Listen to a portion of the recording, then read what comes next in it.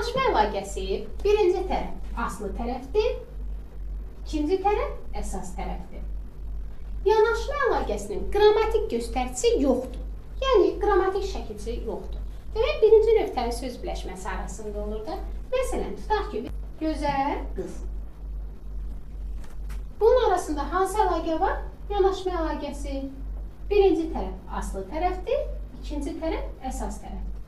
Yanaşma əlaqəsi belə. Yəni, heç bir qrammatik şəkilçisi olmur. Qrammatik göstəricisi yoxdur. Bu da birinci növ eləyir.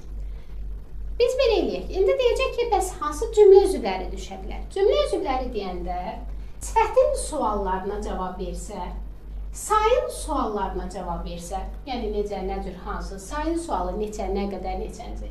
Bu suallara cavab versə, birinci tərəfdir. Demək, orada yanaşma əlaqəsi var. Bir də zərfliyin suallarına cavab versə, zərfliyin sualları. Bircə yer zərfliyi istisnadır. Çünki yer zərfliyində hal şəkilçiləri olurdu. O da idarənin göstəricisi idi. Yer zərfliyindən başqa zərfliyin sualları arasında idarə var, yəni zərfliklə xəbər arasında. Bir də sayla sifətin sualları olar. Əslində sayla sifətin sualları elə təyinin suallarıdır. Yəni təyinlə təyinlənən arasında olur. Bir də zərfliklərlə xəbər arasında olur, yer zərfliyi istisna olmaqla. Elə bu misal üstündə deyə, baxın, gözəl qız.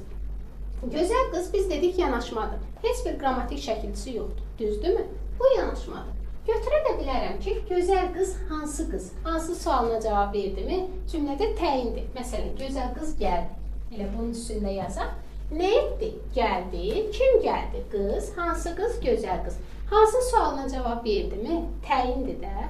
Təyinlə təyinlənən arasında yanaşma əlaqəsi olur. İstəyirsiniz, şəkilçisi yoxdur, qrammatik şəkilçisi yoxdur, onunla tapa bilərsiniz və yaxud da ki, cümlədə təyindir, onunla tapa bilərsiniz. Ya da istəyirsiniz, sifətlə sayın sualı hansı olsa. Məsələn, başqa bir təyinli misal deyim, tutaq ki, 5 kitab. 5 kitab. Neçə kitab?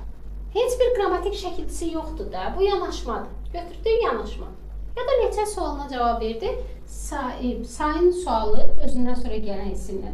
Yəni, bu belə götürəndə təyindir də cümlədə. Yanaşma əlaqəsi.